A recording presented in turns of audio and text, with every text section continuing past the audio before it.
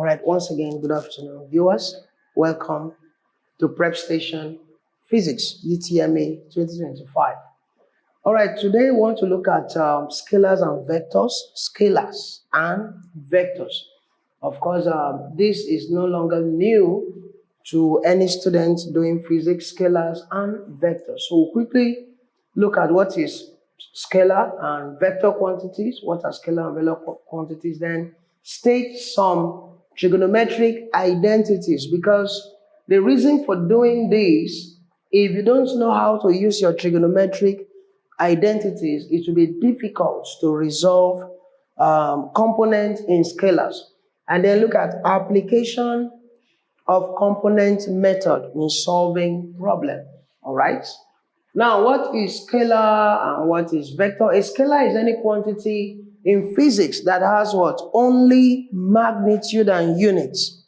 Two things, magnitude and units, okay?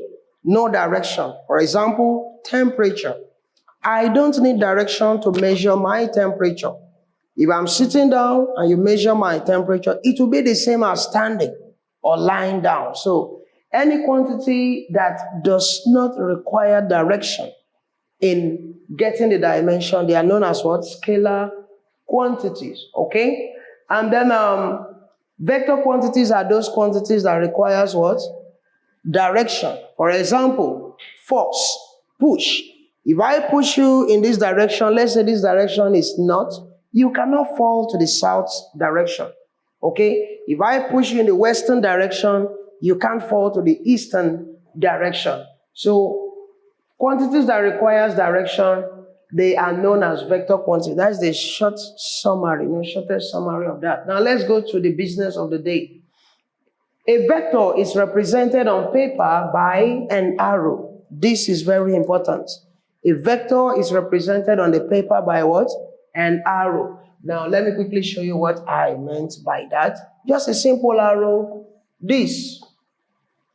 An arrow, okay? Now, the length of the arrow represents the magnitude. The arrow faces the direction of motion. What does that mean? The length of this arrow represents the magnitude. For example, if I give this vector 5 Newton, and then I want to draw another vector to represent 3 Newton. Now, I cannot make the arrow to be as long as this one. Let's say this is 3 Newton. Because the length of the arrow represents the vector. Now, if I wish to get a vector of, let's say, 7 Newton, then the arrow must be longer than what? 5.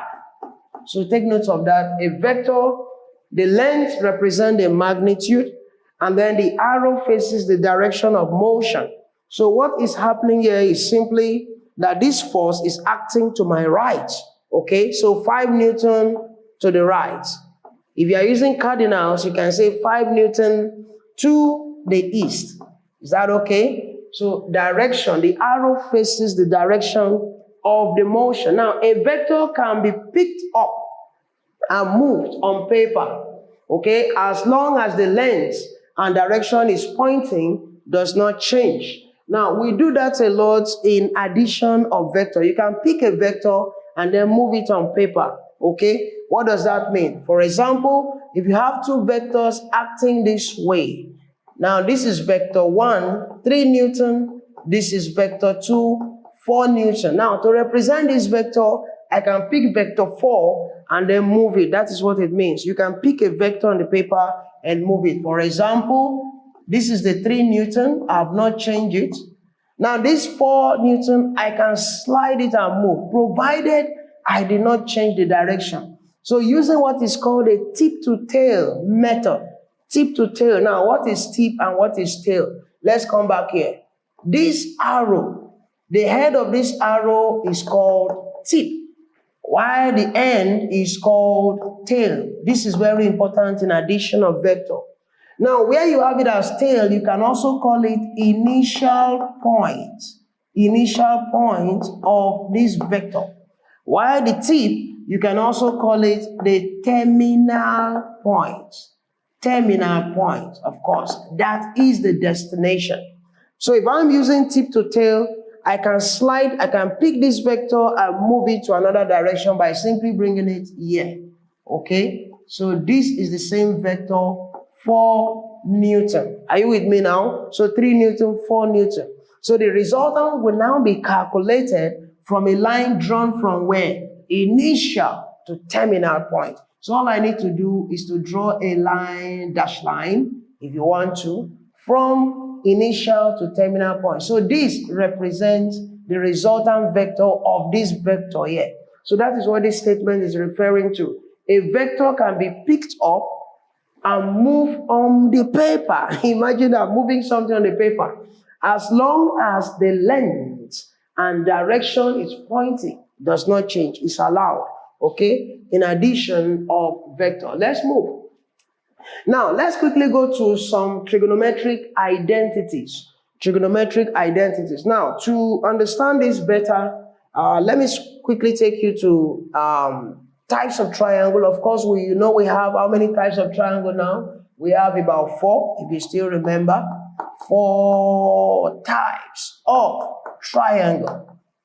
4 types of triangles. What is number 1? Number 1 is called a scaling triangle. Of course, all sides unequal, 3 unequal sides, 3 unequal angle. We have the equilateral.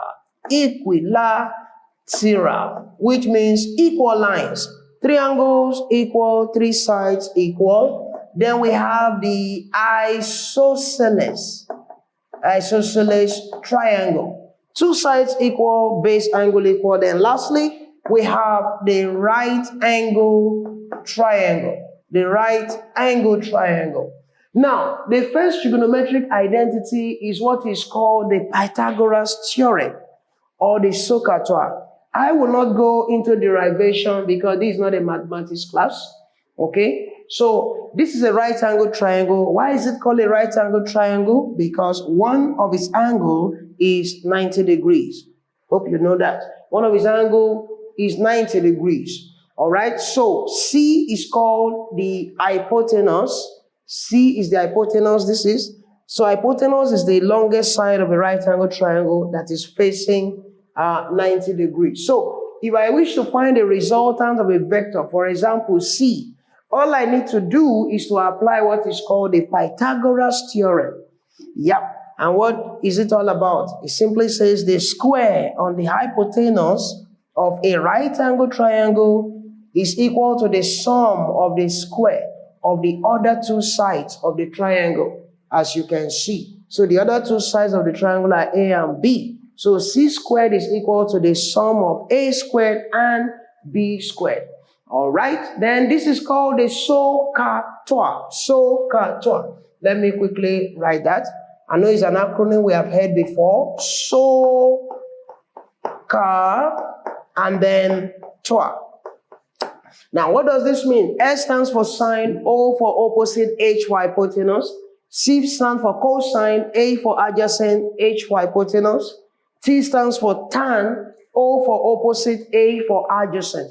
Now, these 2 identities, Pythagoras and SOHCAHTOA, can only be applied on the condition that the triangle you are looking at is what? A right angle triangle. If it is not a right angle triangle, please don't use these 2 methods. It will not work. Hope you got that. Let's move forward. The next identity. Okay, I still have this. A plus B plus C is 180 degrees. Of course, that is a simple rule.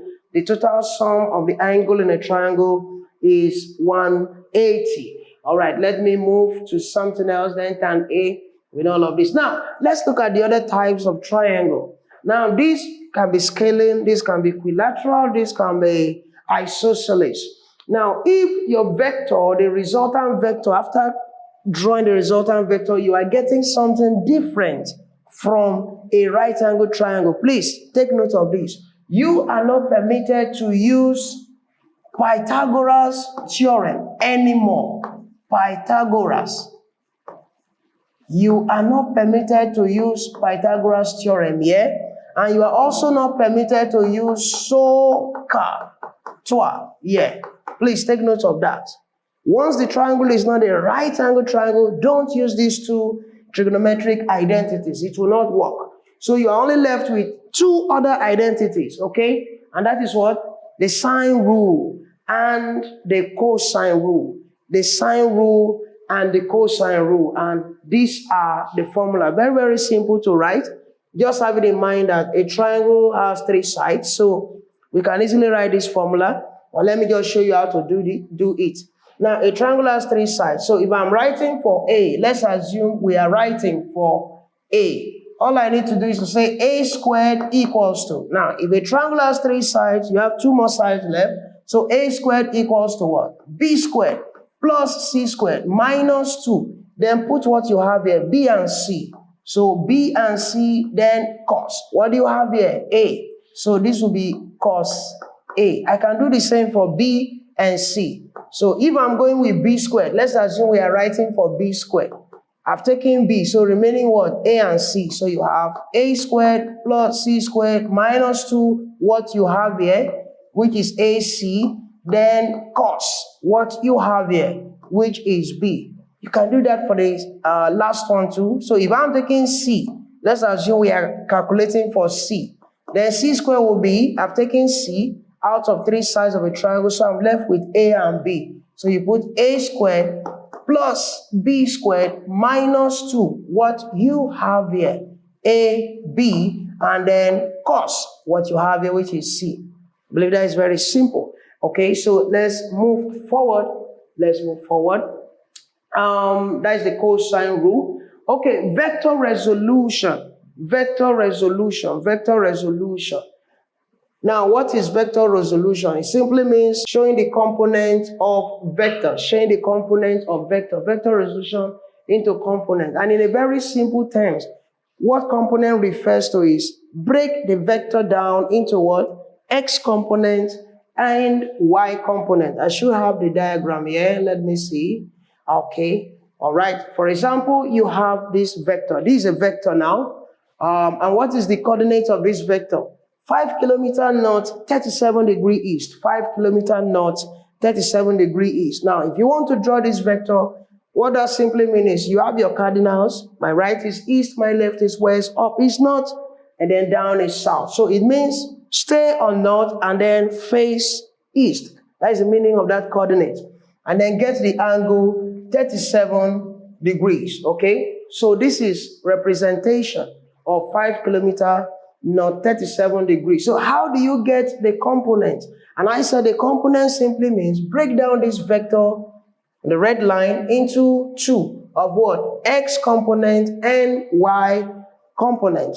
Now, the simple way to do that is to check for, okay, that's the diagram. You have north and then you have east.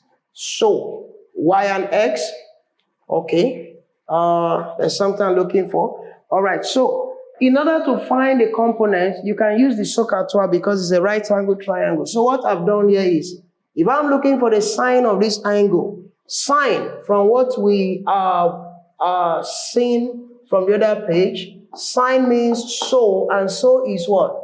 It means sine theta, so sine 37 will be equal to opposite over what? Adjacent. The opposite is x and the adjacent is y. That is what I've done here. So if you make x the subject of the formula and you continue, then you get 3.0 kilometers. The same applies to cos theta. So that is how to break vector down into components. All right, let's go for a short break. I'll be back, then we'll continue from here.